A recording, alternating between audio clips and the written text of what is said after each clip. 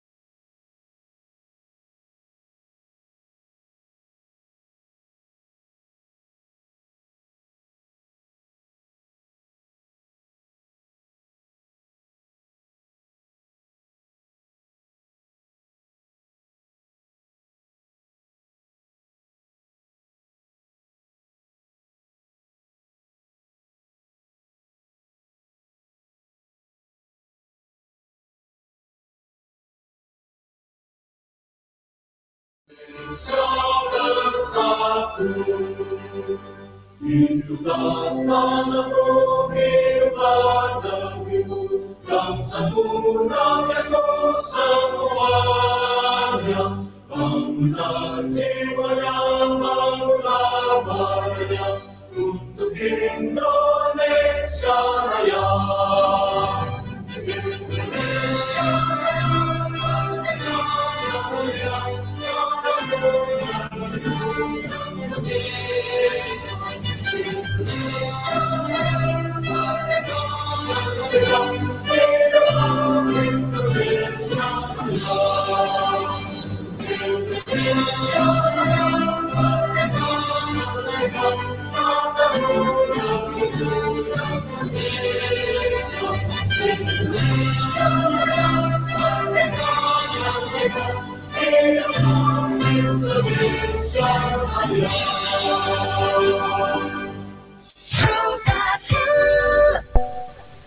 Pendengar selanjutnya Pro 1 RRI Makassar, kami akan hadirkan dialog interaktif luar studio dari Kantor Bank Indonesia Perwakilan Sulawesi Selatan. Sudah ada rekan kami Fitriani Rahman yang akan memandu dialog interaktif luar studio. Fitri.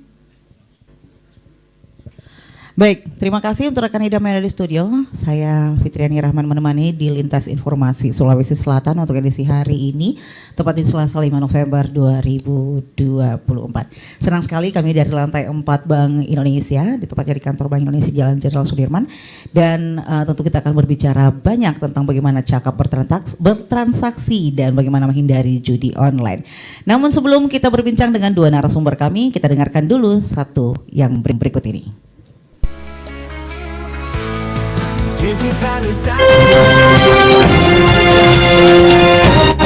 Lintas indah, tapi ingat jangan terlena. Bijak pakai sehat jiwa raga.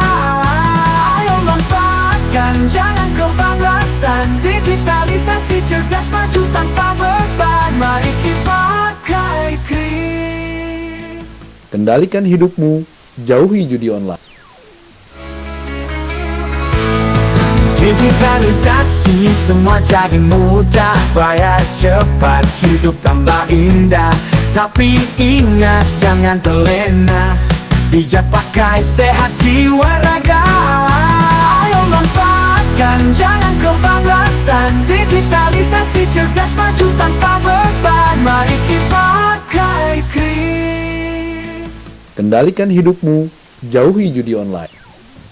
Baik, masih di lantai 4 Gedung Bank Indonesia. Di Lintas Informasi Sulawesi Selatan, saya Fitriani Rahman kembali menemani Anda. Dan dua narasumber saya, ada Bapak Profesor Dr. Haji Anwar Ramli SE MSI, Guru Besar Fakultas Ekonomi dan Bisnis dari Universitas Negeri Makassar, dan beliau ada juga adalah Rektor Unimers atau Universitas Megareski Makassar. Assalamualaikum Prof. Waalaikumsalam. warahmatullahi wabarakatuh. Iya, senang sekali pagi hari ini Prof ya. Segar ya. Alhamdulillah Iya. sehat walafiat. Apalagi nih cuaca juga lagi mendukung Prof. Kemarin hujan deras, Iya, sudah ini mulai. cerah. Iya. Baik, di samping beliau ada Bapak Riki Satria, Deputi Kepala Perwakilan Bank Indonesia Provinsi Sulawesi Selatan. Assalamualaikum Pak Riki. Waalaikumsalam. Senang sekali kami berada di tempat Pak Riki ya. Terima kasih. Ini tuan rumah kita ya di kesempatan pagi hari ini dan luar biasa tentunya karena ruangan ini selain adem ya, sejuk, ini akustik banget ya, keren deh. Kayaknya untuk pertama kalinya juga saya memandu dialog luar studio dengan kita lesehan, keren kan? Oke. Untuk Anda yang pemirsa lewat YouTube RRI Makassar juga bisa melihat kami selain berada di Program 1 RRI Makassar dan di backup oleh 92,9 dan juga 90,5 FM RRI Makassar. Nah, menarik ini kita bicara tentang cakap bertransaksi digital dan bagaimana menghindari judi online. Kita mulai dulu dengan Pak Riki nih, karena ini kan cakap bertransaksi digital Pak Riki. Ini kayaknya banyak PR-nya nih Bank Indonesia nih ya. Nah, Pak Riki ini kan sekarang lagi rame nih. Bagaimana kemudian kita menghindari judi online. Nggak bisa dipungkiri bahwa ternyata online yang dimanfaatkan awalnya dari games gitu ya, ada main biasa aja gitu, ternyata bisa terperangkap dalam perjudian begitu. Seperti apa sih sebenarnya supaya kita bisa terhindar itu dan bertransaksi dengan baik secara digital, Pak? Menariknya begini, semua orang tuh punya smartphone. Itu tuh ya. Termasuk anak kita, bahkan baru lahir udah dikenalkan ke smartphone, selfie, udah dengar klik. Iya, benar. Kita bisa menggunakannya tapi secara umum. Nah itu dibuktikan oleh surveinya teman-teman di Kominfo. Punya alat digital tapi yang benar bagaimana menggunakannya itu kita masih perlu ditingkatkan lagi. Sejalan juga dengan surveinya teman-teman OJK tentang kapabilitas digital keuangannya. Ya. Contoh semua orang punya WA, bisa ngirim, tapi nggak bisa memfilter ini hoax, ini fitnah, ini provokasi. Itu paling simpel. Ya.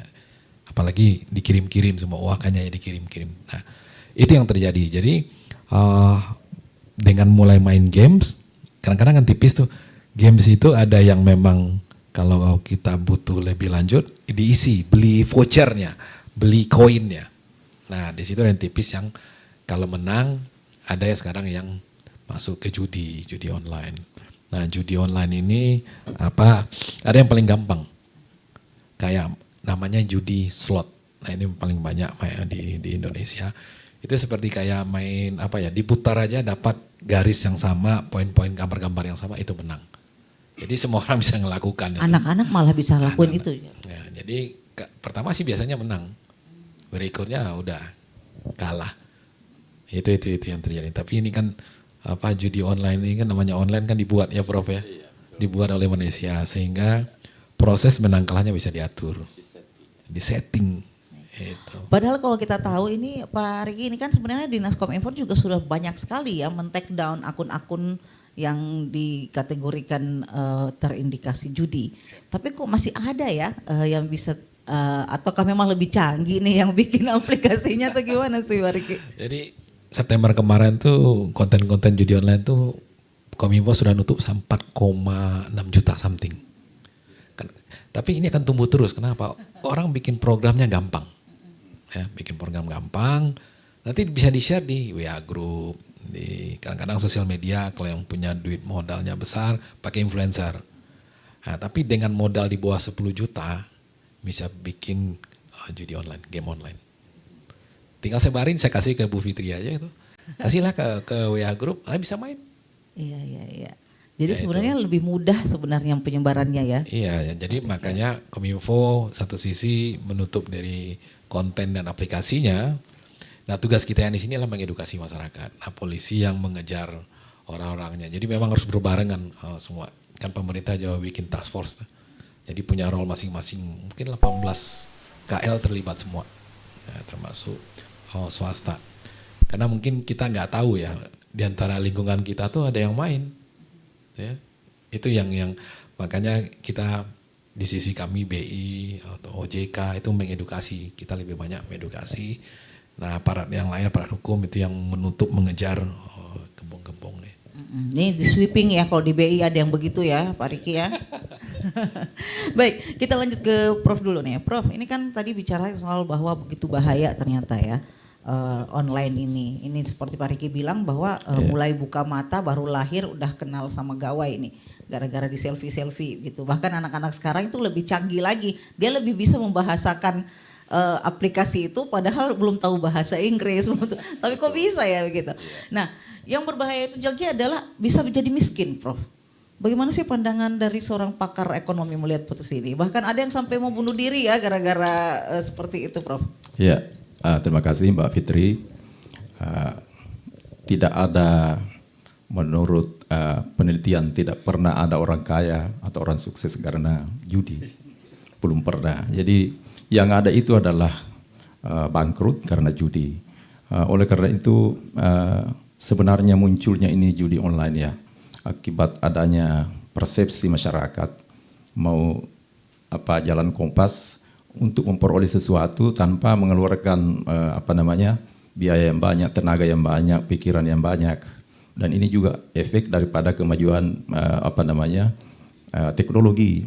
Jadi memang betul yang dikatakan oleh filosof Yunani mengatakan bahwa kalau tidak salah namanya Sophocles mengatakan bahwa semua temuan manusia itu adalah pasti ada efek negatifnya. Termasuk ini adalah masalah teknologi online, kemajuan dalam hal digital sehingga mendorong orang untuk bertransaksi dalam hal ini ya judi online dengan persepsinya bahwa dia akan memperoleh keuntungan. Dan tadi sudah disampaikan bahwa itu adalah disetting. Artinya memang pertamanya pasti untung. Sekarang ini Mbak Fitri 10.000 pun bisa orang masuk ya Pak ya judi online. Mungkin untung. Dan pernah ada kejadian bahwa jackpot gitu ya. Betul. Pernah ada pengalaman seorang yang mengalami itu jam 6 sore dia itu memperoleh keuntungan 30 juta. Persis jam 1 malam dia rugi 70 juta. Nah, ini pengalaman yang menurut yang pernah saya baca melalui juga media ya. Saya kira itu Mbak Fitri.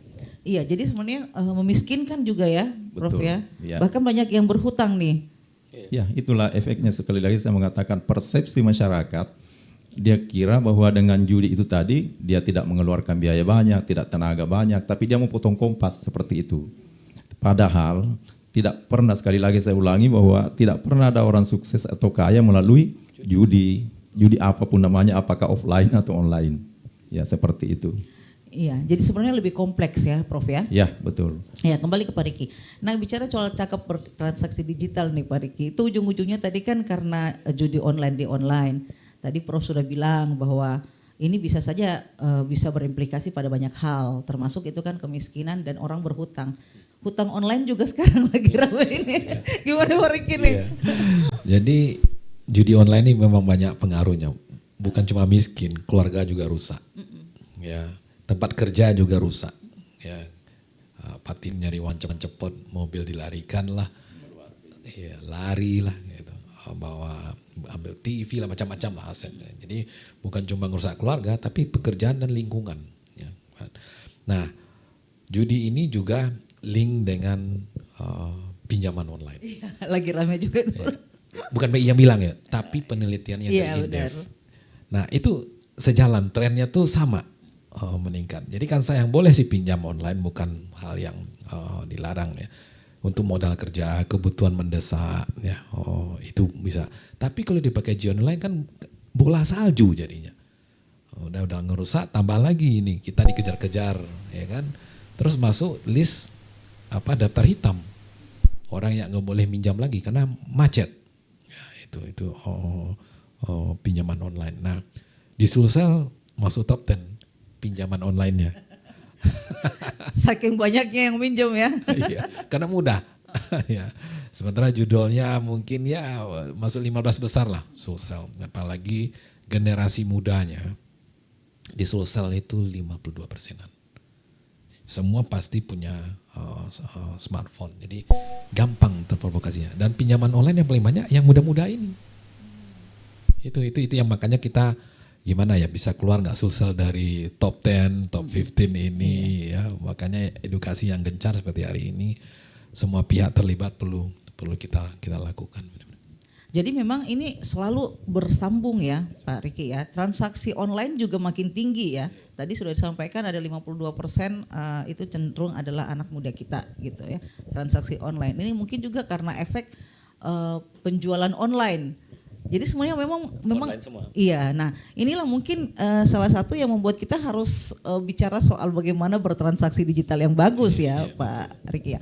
Nah, kalau melihat fenomena yang ada tadi kan juga soal hutang pinjaman online, belum lagi kalau tempat pinjamannya itu adalah pinjaman fiktif. Ini kan masalah Ilegal. juga ini, ilegal.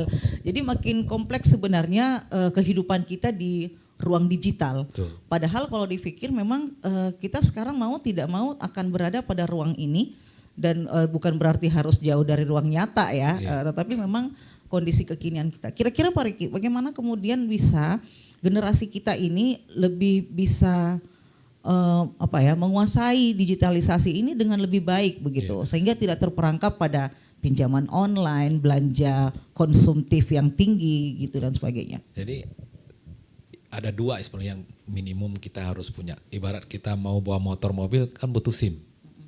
Nah, kapabilitas ketika menggunakan digital itu memang perlu. Nah, yang kedua kapabilitas di literasi keuangannya. Nah, ini penting ya. Di kita di era online ini banyak yang diinginkan daripada beyond dari yang dibutuhkan. Ya, karena terpapar semua informasinya. Scroll TikTok, sosial media. Indonesia kan negara sosial media nih, top 5 ya. Banyak yang baru-baru. Kalau di ibu sukanya kan belanja online, bikin glowing. Nah, kan. Efek skincare. Skincare, gampang jadinya belanja. Jadi memang kita harus bisa punya basic lah, mengelola kalau di keuangan, mengelola keuangan yang benar. Belilah yang dibutuhkan bukan yang diinginkan. Nah, jadi mengatur keuangan itu penting. Ya, kalau di sisi digital bagaimana bertransaksi yang benar ya. Contoh di kita tuh banyak juga yang dikasih PIN buatnya tanggal lahir. Smartphone-nya sudah makin canggih, sudah disiapkan ini loh, buka smartphone sekali ada biometrik, ada yang pakai pola pattern, ada yang pakai nggak digunakan. Nah, itu kan basic keamanan itu di kita. Buka aplikasi juga begitu, disuruh buat PIN, nggak dibuat PIN, dibuat PIN buatnya tanggal lahir. Yang muda-muda. Kemudian sharing di sosial media tanggal lahir. Nggak sharing pun orang ngucapin ulang tahun, selamat ulang tahun ya. Jadi tahu. Iya benar-benar. Nah, makin menarik ini. Sebentar saya tahan dulu Pak Rizky. Ini karena menarik ya kalau kita bicara tadi soal PIN dan sebagainya. Memang rata-rata orang kan mungkin dimaksud tadi literasi ekonomi keuangannya juga sangat rendah gitu ya, dan ekonominya. Nah, mungkin itu yang membuat kemudian orang berpikir lebih mudah bahwa yang lebih mudah dihafal adalah tanggal lahir. Nah, ternyata juga itu lebih mudah untuk dicuri gitu. Nah, Prof, nih kalau kita lihat potensi adanya banyak sekali kegiatan di digital ya. Ya, bertransaksi itu sekarang sudah malah lebih keren ya. Kita malah sekarang mau tidak mau memang sudah beradaptasi tidak menggunakan uang cash. Ya, Prof ya. Makanya judi online itu enggak pakai lagi nih. Iya, betul, iya. Judi enggak berhadapan lagi orangnya, Prof. Iya. Nah, melihat transformasi digitalisasi atau kehidupan kita yang seperti konvensional kemarin dan masuk ke digital, apakah sebenarnya progres ini positif ataukah memang kita harus siap dengan kondisi yang mau tidak mau gitu, Prof? Iya, sangat positif menurut saya. Kemajuan ilmu pengetahuan dan teknologi itu membawa kemaslahatan yang luar biasa, yang jauh menjadi dekat, yang mudah menjadi gampang ya. Kalau dulu kita punya di perguruan tinggi itu ada namanya program SPSS Pak ya, Pak Riki. Itu kita menghitung kurang lebih 1 minggu, sekarang ini hitungan menit sudah bisa didapat, detik malahan. Tapi itu kalau kita lihat kemajuan tadi tentu membawa juga mudarat ya. Makanya ada istilahnya the man behind the gun. Teknologi itu mau diapakan? Ketika kita bawa ke yang positif, insya Allah akan membawa kemaslahatan. Tetapi ketika kita membawa ke hal yang negatif, apapun bisa. Ya, dan itu sangat membawa dampak negatif. Di handphone, apa yang tidak bisa dilihat di situ semuanya layak dan tidak layak. Sehingga menurut saya kemajuan ini perlu disiasati. Artinya kita manfaatkan untuk kepentingan umat dan termasuk juga kepentingan pribadi yang tentunya halal seperti itu. Tadi kalau kita bicara masalah judi online ya, judi online ini sekali lagi itu juga adalah merupakan efek daripada kegagalan APBN kita untuk mensejahterakan masyarakat ya, rakyat. Kegagalan ini menyebabkan sehingga muncul kemiskinan yang sementara ini jumlahnya makin banyak ya. Daya beli masyarakat menurun, kemudian harga naik, sehingga orang berpikir alternatifnya apa ya, itu tadi salah satunya adalah judi online. Jadi tadi Pak Riki sudah sampaikan bahwa judi online dengan pinjaman online itu beriringan satu arah. Kenapa? Karena ketika dia habis asetnya untuk dipakai judi ya Dia pinjam lagi. Pinjam lagi juga. Nah, seperti itu, sehingga judi juga ini ya sangat berbahaya ketika tidak mampu dilunasi dalam waktu yang sesuai dengan perjanjian, yaitu akan berlipat ganda bunganya, seperti itu biayanya. Iya. Iya Prof, dan bisa saja orang menjual isi rumah ya Prof ya? Iya. Banyak orang yang bunuh diri, banyak yang fatal di keluarganya mereka itu akibat itu efek daripada judi online tadi. Sekali lagi pada kesempatan ini saya sampaikan kepada seluruh generasi yang mungkin mengikuti ini bahwa hindari yang namanya judi online. Kenapa? Karena tidak pernah ada orang sukses sekali lagi atau kaya atau bagaimana akibat dari judi online seperti itu. Iya, Ya. judi itu by design ya, jadi catat nih. Itu di setting itu Pak ya, sehingga Dibuat kayak dulu. tidak mungkin yang kaya itu adalah bandarnya Pak ya. Yang kaya adalah bandarnya. Iya, seperti itu saya kira Pak Riki ya. Baik, Anda juga mendengar bisa bergabung dengan kami di 0821-3333-9440. Mungkin saja ada yang ingin sharing dengan kita, masih dengan cakap bertransaksi digital ya. Dan juga hindari judi online. Saya ke Pak Riki lagi nih. Pak Riki tadi menarik ya untuk diketahui oleh masyarakat kita bahwa ketika mereka misalnya punya akun apapun itu juga sebaiknya hindari tanggal lahir ya, atau ini karena itu lebih mudah. Nah, kira-kira ada saran nih Pak Riki. Kira-kira sebaiknya menggunakan apakah gitu. Mungkin itu juga yang membuat sekarang ya ada catatan bahwa selain angka numerik, ada juga huruf, ada juga kode khusus gitu ya. Mungkin itu ya yang kemudian teman-teman dari misalnya BI dan sebagainya untuk membuat orang bisa lebih safety gitu. Ya. Jadi sering sektor keuangan itu mengingatkan gantilah tiap bulan. Ya. Terus pasang pakai huruf kecil, huruf besar sama tanda. Nanti ada sesi kita siapkan bagaimana membuat PIN dan password yang relatif mudah ya. Kita diingatkan tapi banyak masyarakat yang bingung bagaimana membuat PIN ya.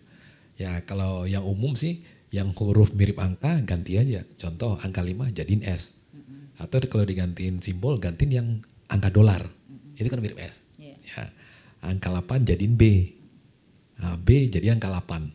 Ya, itu salah satu contoh memperkuat ya. Karena kalau angka semua itu gampang di tracking ya, bukan dibocorin. Untuk ditebak tuh bisa kalau pakai sistem ya. Tapi kalau kombinasi beberapa apalagi makin panjang ini permutasi ya. Apa namanya? Makin panjang apa sih istilahnya di matematika? Lebih kuat ya gitu ya. Lebih sulit. Butuh waktu. Ya. Ada juga model yang membuat satu kalimat yang sangat berkenan di kita ya.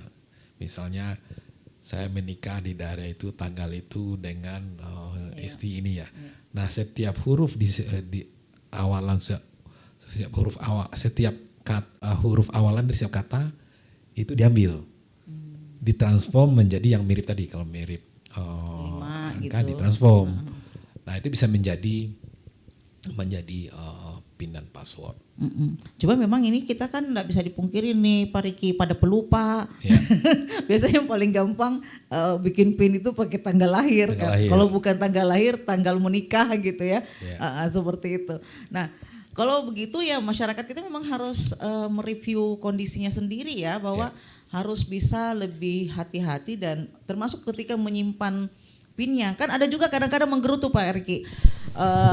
Kan ada tuh waktu biasanya di ATM terus tiba-tiba silahkan ganti PIN dulu gitu kan, kayak gitu ya.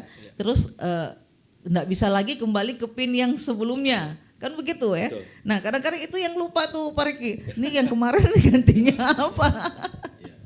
Nah kira-kira nih masyarakat kita memang harus diedukasi soal ini ya. Betul. Pak Riki ya. Jadi kalau case yang tadi ya tinggal telepon banknya aja atau datangin banknya. Nah kalau tunai biasanya uang palsu nih, itu nggak bisa diganti sama sekali. Tapi kalau PIN lupa masih ada Masih bisa jalannya. diganti. Cuma kadang-kadang lupa nomor call center yang benar, bank itu nggak tahu.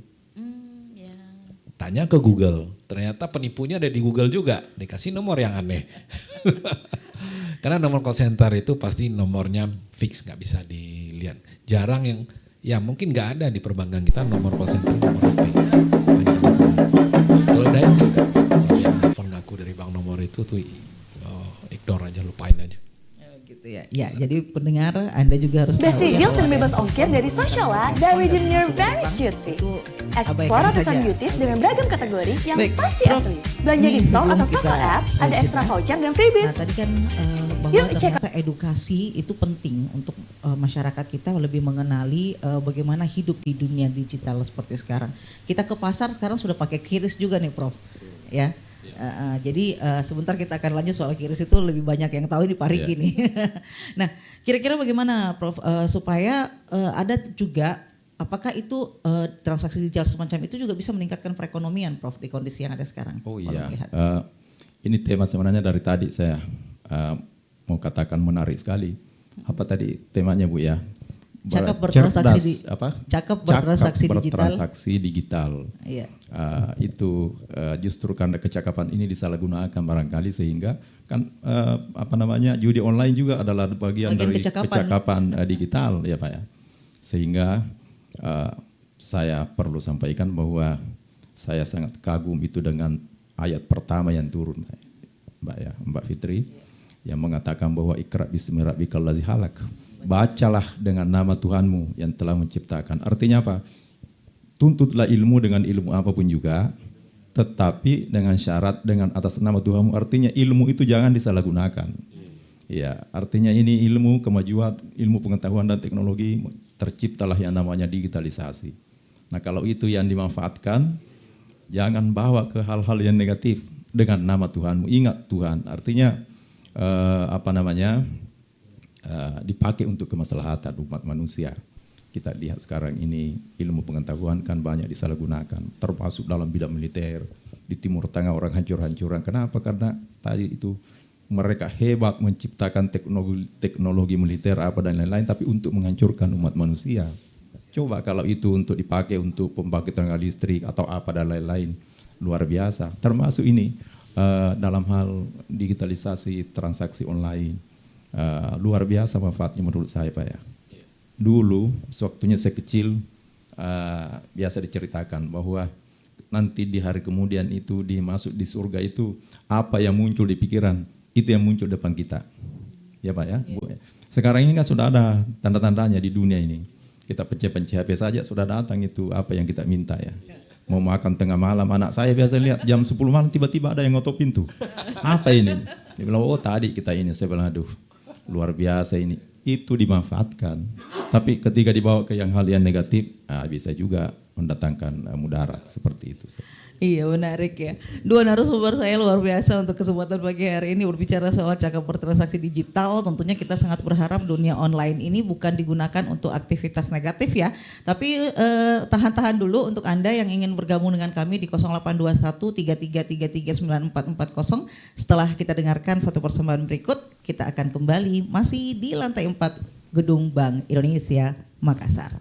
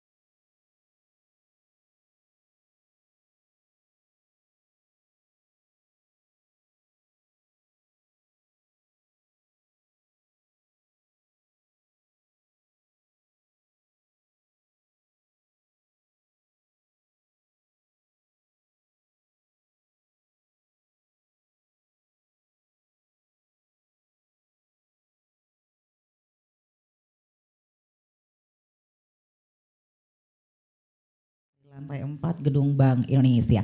Masih tentunya kita berbincang tentang cakap bertransaksi digital, hindari judi online. Tadi juga kita sudah banyak sekali berbincang dengan Pak Riki dan juga Prof. Anwar Amli tentang bagaimana kemudian digitalisasi itu dimanfaatkan secara positif ya. Dan banyak sekali ternyata kejahatan digital yang juga tentunya harus terus ditangkal sampai saat ini ya. Dan itu bukan hal yang mudah menurut saya. Dan itu pastinya harus ada kontribusi dari seluruh masyarakat untuk bisa sadar menggunakan ruang digital yang dimiliki. Semua orang sekarang sudah menggunakan handphone ya, walaupun dulu mungkin digunakan untuk telepon-telepon saja. Sekarang banyak sekali akses atau aplikasi yang sangat menggiurkan di dunia digital dan itu tentunya harus terus berhati-hati. Menjelang pilkada juga ini sangat penting ya untuk Anda menghindari kemungkinan-kemungkinan negatif campaign atau hoax yang muncul. Jadi harus tetap berhati-hati dan cakap bertransaksi digital dan menggunakan online dengan baik. Bersama dengan saya kembali Pak Riki. Nah Pak Riki, tadi kita sudah menyinggung tentang PIN atau apapun itu ya. Itu biasanya dimanfaatkan untuk mobile banking gitu ya. Terus juga aplikasi atau akun lainnya. Apalagi sekarang kita sudah hanya memanfaatkan handphone bisa belanja kemana-mana, bukan hanya sekedar online, tetapi ada yang namanya kris ya. Ini kita kebiasaan nyebutnya kiris Pak. Padahal dia kris ya. Jadi kris ini dan juga sangat cepat nih aplikasi misalnya mobile banking bisa BIFAS gitu ya Pak ya. Gimana sih sebenarnya Pak? Tentang keberadaan transaksi semacam ini. Cerita awalnya itu kenapa BI akhirnya mengakselerasi digital, ada beberapa penyebab. Yang pertama memang seluruh negara mengalami hal tersebut. Mau tidak mau ya Pak Riki ya. Jadi sebuah keniscayaan lah, jadi kita harus siapkan. Yang kedua ini memang bermanfaat bagi perekonomian. Baik perekonomian yang lokal maupun secara nasional. Nah karena inklusi itu bisa lebih cepat terjadinya ya, itu gara-gara digital. Yang ketiga gara-gara COVID. Gara-gara COVID. Yang keempat, smartphone itu penetrasinya sangat tinggi di Indonesia. Semakin lama semakin murah dan semakin canggih. Dan smartphone yang kita punya itu mostly yang kita punya di sekarang ini milik asing. Saya tahan dulu Pak Riki, ada telepon Pak Riki. Baik. Halo, Assalamualaikum. Selamat pagi. Halo. Halo, selamat pagi. Assalamualaikum. Halo. Ya, aduh kaget saya Pak. Siapa ini dengan mana? Iya, dari Pak Iwan. Oh Pak Iwan. Pak Iwan di mana Pak Iwan? Pak Iwan di Maros. Di Maros. Oke, ini negara tetangga. Iya, Maros, Silakan di Pak Iwan. Timur. Iya. Ya.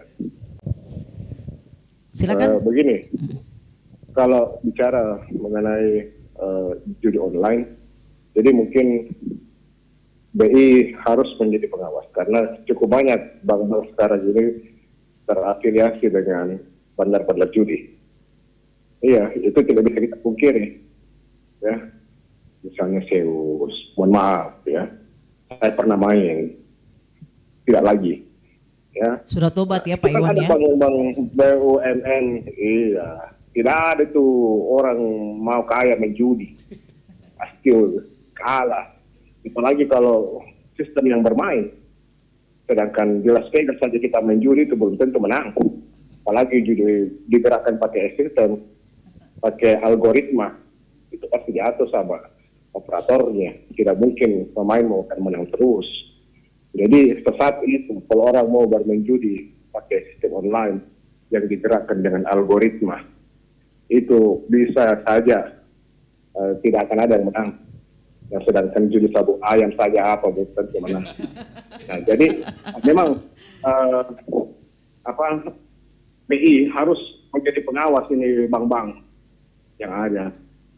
Jangan bank ini mau mengutamakan transaksi sehingga biar bandar judi online saja itu diterima sebagai nasabahnya. Ya. Yang bisa digunakan untuk bertransaksi judi online. Jadi memang transaksi digital sekarang ini sangat penting, ya. Di era teknologi yang sekarang ini 5.0 kayaknya sekarang ini. Jadi BI itu memiliki peran yang sangat sentral untuk mengawasi sektor perbankan dan juga lembaga keuangan, ya. untuk mengawasi bagaimana mereka bisa beraktivitas. Saya kira bukan cuma misalkan ada otoritas jasa keuangan, pusat pelaporan analisis transaksi keuangan juga ini kan tadi bekerja sama di dalamnya. Bagaimana melakukan pengawasan terkait dengan judi online ini. Saya pikir itu yang harus diutamakan oleh Bank Indonesia ini. Terima kasih. Baik, terima kasih Pak Iwan. Syukur nih Pak Iwan sudah tobat Pak. Ya, mengaku tadi ya. Judi ayam, tarung ayam ya. Oke, nah sebelum kita ke Pak Iwan tadi melanjutkan Pak tentang penggunaan kris dan Bifas tadi. Gimana? Ya, jadi yang terakhir tadi saya sampaikan kita punya smartphone, tapi itu milik asing. Nah satu smartphone tuh at least ada 40 aplikasi, itu milik asing. Satu pun nggak ada yang untuk orang buatan Indonesia yang bisa membantu kehidupan kita, ekonomi kita. Nah, makanya satu-satunya aplikasi yang made in Indonesia yang dipakai semua orang itu adalah Peduli Lindung. Terpaksa dipakai ya demi kesehatan. Nah, bagaimana yang semua ini kita bisa membantu pertumbuhan ekonomi yang inklusif, ya. Termasuk pemerintahan Pak Prabowo sekarang Indonesia Emas 2045. Kita udah punya kanalnya, tapi bagaimana menjalankan yang benar. Nah, kris ini adalah transaksi yang bisa membantu di sisi pedagangnya, termasuk khususnya UMKM, termasuk penggunanya. Karena kita bisa secara nggak langsung melihat kita tuh overspending kah, kebanyakan belanja kah di bulan ini, itu kita bisa lihat. Bagi pedagang, dia bisa secara nggak langsung itu terhubung dengan sektor keuangan. Once dia butuh modal kerja, banknya udah tahu, apalagi untuk KUR, untuk pelaku UKM. Yang kedua, dia ini bisa secara nggak langsung nggak perlu mencatat penjualannya. Ya kan, kalau sekarang kalau pedagang umum catat tunai kan. Nah, yang ketiga bagi pedagang, kalau terjadi COVID selesai sudah, tidak bisa jualan. Nah, contoh tadi Prof bilang malam-malam ada yang ketok jam 10 malam. Itu bisa terjadi karena ada digital. Karena belanjanya udah lewat digital. Nah, ada hasil disertasi atau kajian itu dari dosen di Makassar sendiri, saya lupa dosen. Unhas pasti apa ya.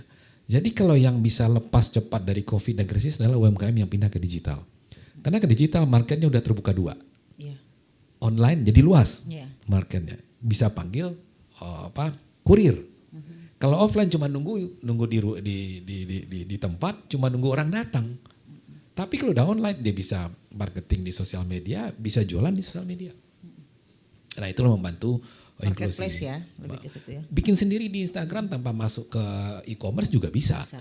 Ya, jadi bisa jualan. Jadi membantu percepatan. Kan salah satu kendala di UMKM itu susah dapat modal. Lah, tidak ketahuan bisnisnya gimana mau dapat modal. Mau dapat modal, apalagi KUR. Tahun lalu tuh pemerintah mengembalikan uang bantuan KUR itu balik ke APBN. Karena enggak tahu di mana mesti dikasih orangnya. Itu. Jadi itu berapa. Nah, terakhir kalau terjadi COVID. COVID itu pemerintah nggak bisa terima pajak. Masjid nggak bisa atau gereja nggak bisa terima uang sedekah, bantuan, zakat. donasi ya. Selain pelaku UKM tadi. Nah, digital itu yang membantu. Nah, bagi teman-teman bank, teman-teman non bank, hilanglah investasi untuk menyediakan media bagi masyarakat untuk bertransaksi.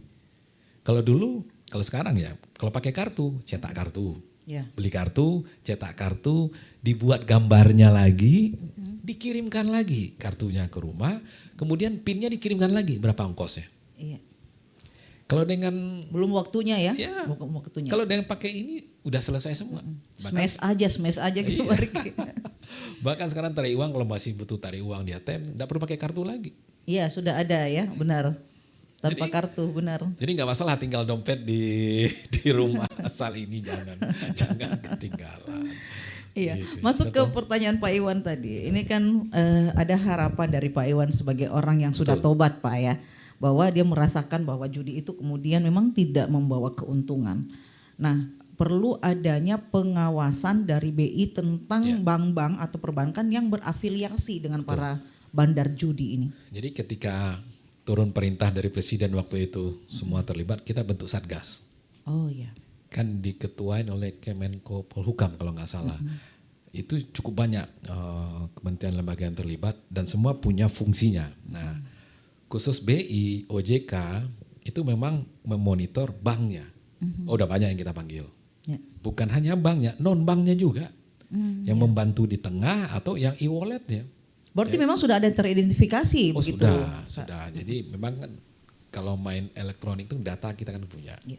Ditambah oleh teman-teman aparat hukum termasuk Kominfo ngasih tahu. Nah, memang terjadi kolaborasi di sana.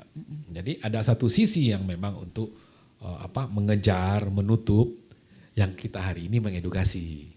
Ya. Jadi semuanya berjalan berbarengan. Ya. Ya. Nah kan kalau dilihat di beberapa berita udah banyak itu yang nutup-nutup. Ya. Karena benar kata Pak Iwan, karena duitnya masuk ke perbankan. Iya, transaksinya kan di Benar, situ. ya. Ya. Nah, kalau itu sih gampang, ketahuan, tutup, bisa ditutup.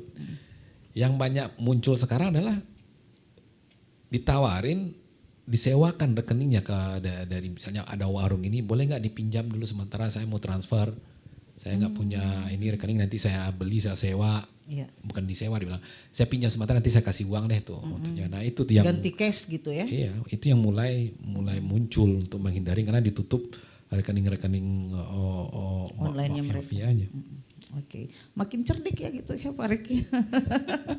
Kita ke Prof. Prof ini juga menarik, masih menjawab apa yang diinginkan oleh Pak Iwan ya, harapannya lah ya. Ini kan juga bagian dari mungkin Pak Iwan bilang ya, mungkin kami bisa menahan diri sebagai masyarakat untuk tidak terlibat pada aplikasi itu misalnya. Apalagi kalau mantan pengguna sudah pernah menjadi korban begitu. Nah, tentunya sudah bisa juga memberi edukasi ke yang lainnya untuk tidak melakukan itu. Nah, bagaimana dengan melihat perkembangan yang ada sekarang, termasuk tadi harapannya bahwa ada pengawalan lah dari Bank Indonesia misalnya seperti itu, Prof. Iya, selain dari Bank Indonesia juga kan ada kementerian Bu ya yang menangani apa itu Komdigi ya. Komdigi, Kementerian Komunikasi dan Digital.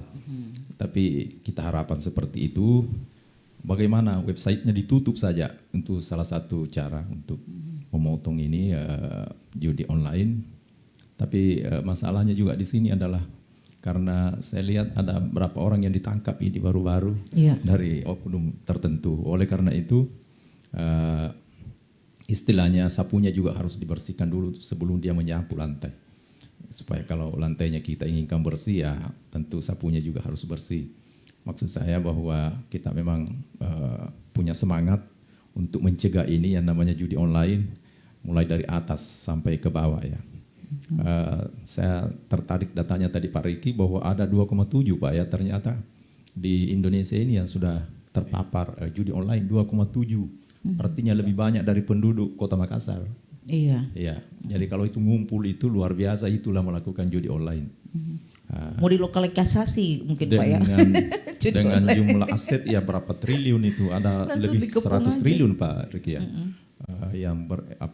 Tapi ini juga sekali lagi saya sampaikan secara ekonomi bahwa ini juga efek dari adanya kesenjangan ekonomi di Indonesia sehingga orang lari ke alternatif lain yaitu judi online. Dengan pengharapan mendapatkan keuntungan mendapatkan Pak ya. keuntungan, padahal tadi Pak Iwan sudah sampaikan, saya sependapat itu beliau bahwa tidak ada orang yang kaya, tidak ada orang untung, tidak ada yang sukses karena judi. Judi apapun, apakah offline atau online seperti itu. Ini pembelajaran bagi generasi muda semuanya, karena sekarang ini biar anak SD juga sudah bisa, dengan modal 10.000 pun sudah bisa melakukan judi online. Dan betul sekali ini adalah settingan.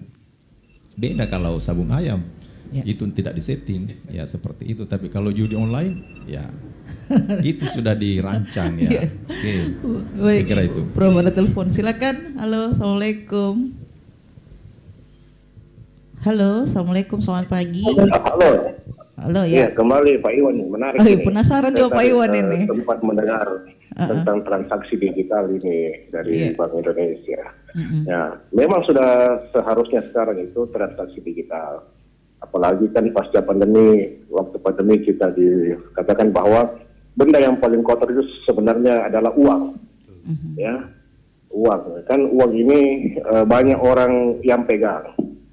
orang penyakitan yang pegang, tokandal apa dan sebagainya. So, jadi memang harusnya ini untuk transaksi digital ini bagaimana orang tertarik untuk transaksi digital, jangan kemudian ada lagi namanya biaya administrasi, karena orang-orang kampung berpikiran kalau orang transaksi digital, dia bilang iya danunya itu ada administrasinya, masa kita transaksi 10.000 administrasinya 1.500, 15%, tadi lewat tong.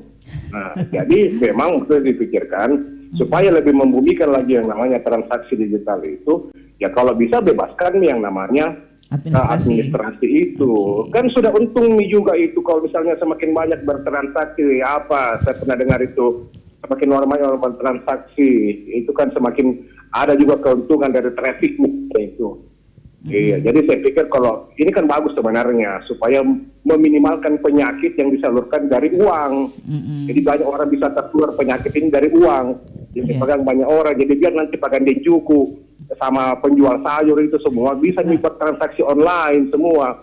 Masa mikir situ di pagan di tempat-tempat sayurnya di gandengan-gandengan ikannya semua di situ, tinggal di scan mami toh. Saya pikir begitu, bebaskan yang namanya biar administrasi. Terima kasih. Iya. Nah, terima kasih Pak Iwan ya. Ini salah satu lagi pandangan Pak Iwan tentang uang yang tidak lagi secara cash begitu ya. Bisa dilakukan. Ini juga kayaknya akan menimbulkan perputaran uang cash itu berkurang ya di gara-gara online ini. Gimana Pak Riki? Iya, benar. Jadi Pak Iwan benar. Ya, jadi waktu kita buat kris itu memang kita ingin semua administrasinya tuh bebas. Bukan untuk pengguna ya, tapi pedagangnya. Yang mudah baru bebas tuh pelaku mikro. Nah, teman-teman Mama itu berkilahnya begini. Kami invest besar. Ya, kami harus pegawai juga bayar gaji pegawai kami, terutama yang datang ke pedagang-pedagang untuk mengedukasi, memasang. Dia butuh bensin dan uang makan. Nah, biaya operasional lah ya. Biaya operasional ya. Tapi memang tidak ngambil untung teman-teman bank ini untuk menjaga sistem dan maintain dan mengembangkannya. Nah, contoh kemarin kan kita bisa pakai kris ke Singapura, Thailand, Malaysia, atau orang Malaysia datang ke sini belanja tinggal scan krisnya kita. Nah, untuk pelaku mikro udah dimudahkan, udah gratis. Nah, per 1 Desember ini transaksi maksimum sampai 500.000 udah bebas biaya administrasi dari sisi merchant. Tapi kalau sisi pengguna ini milik tunai, nggak kena biaya. Kita scan aja, ada duit di saldo, di tabungan atau di wallet, memang gratis. Hanya untuk yang pedagang ini yang sedikit masih kendala. Ya mudah-mudahan nanti makin banyak muncul nanti profit dari sisi lain, misalnya ngasih kredit itu ketutup. Tapi beberapa bank udah banyak juga yang menolkan biaya administrasi, tapi nggak banyak promosiin dilakuin bank. Karena untuk mencoba menyimbangkan investasi saya sekian berapa tahun berapa baliknya.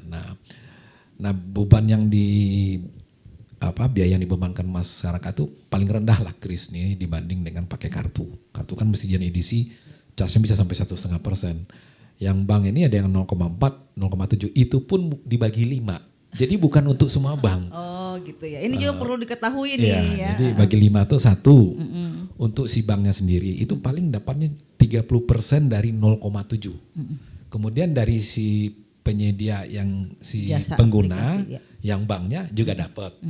Terus yang menyambungkan antara si pengguna dengan pedagang itu juga dapat. Yang berikutnya yang terima adalah asosiasinya yang memaintain, mengembangkan fitur-fiturnya. Sekarang kan udah banyak fiturnya, kris bisa tarik juga, bisa setor juga, tarik di pedagang ya misalnya, setor di pedagang. Ada yang bisa tarik di ATM juga, ini lagi dikembangkan juga. Termasuk yang baru nanti bisa di tap untuk transaksi yang kecil-kecil kayak di tol kan pakai kartu tuh. Besok di smartphone bisa dilakukan. Kita ada launching. Nah dia butuh semacam riset lah untuk ngembang ini.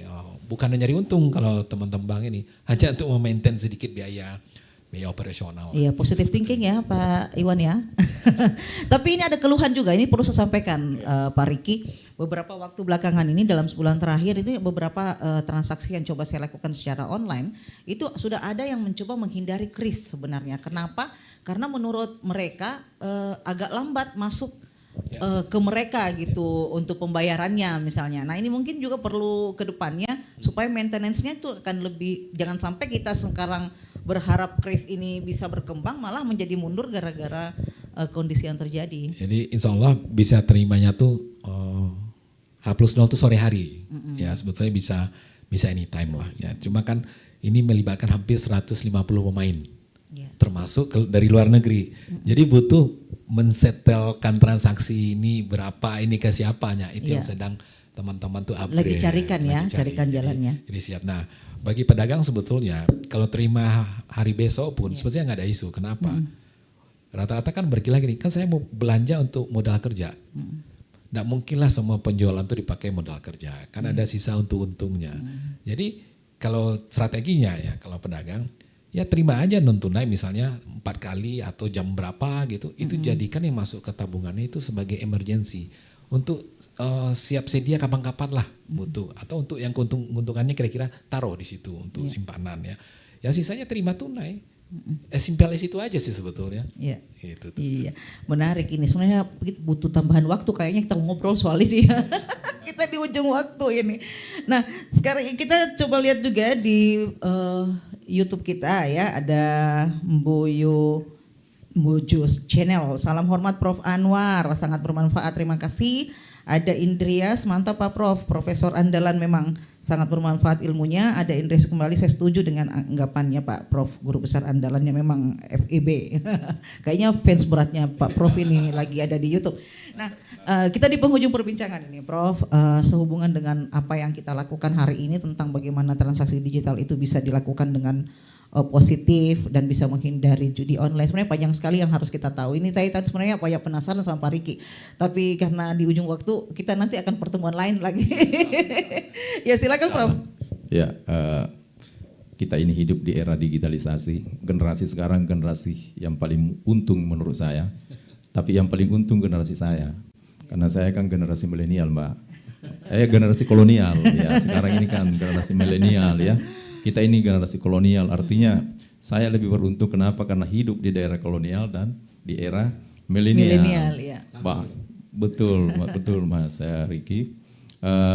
Banyak aplikasi yang sangat bermanfaat.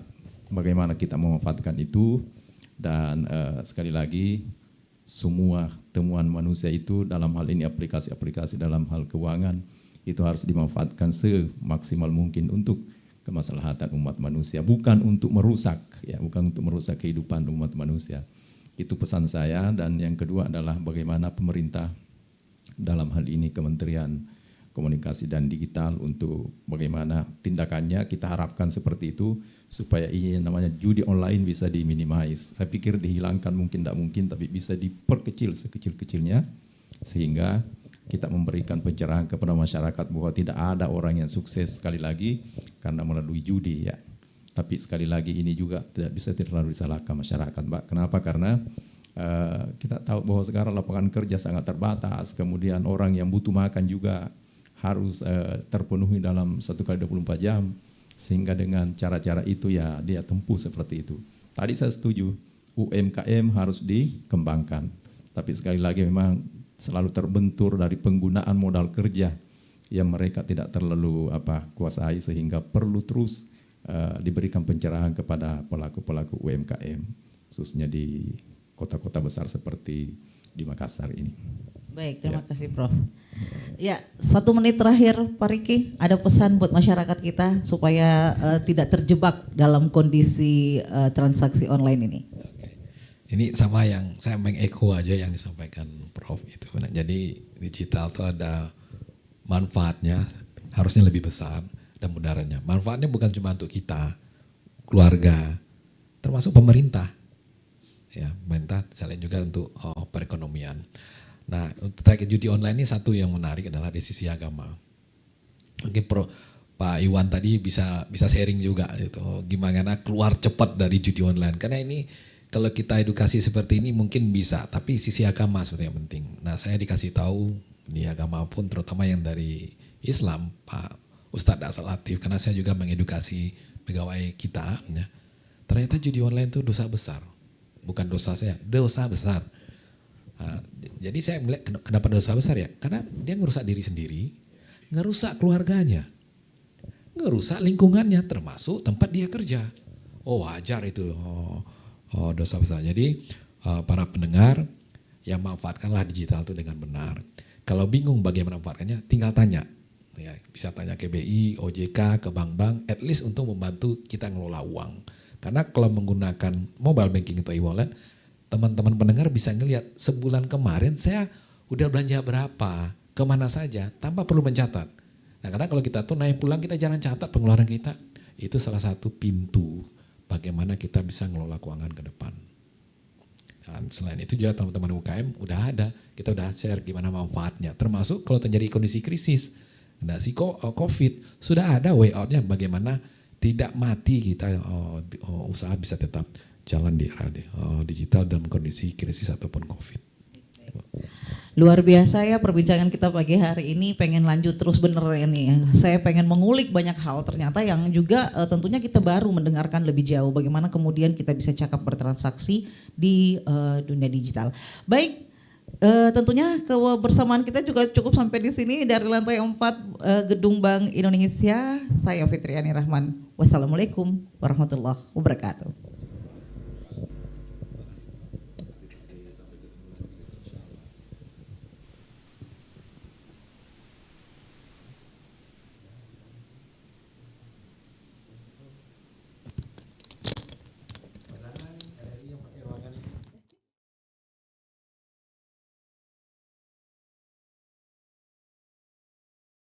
Organisasi semua jadi mudah, bayar cepat, hidup tambah indah. Tapi ingat jangan terlena, bijak pakai sehat jiwa.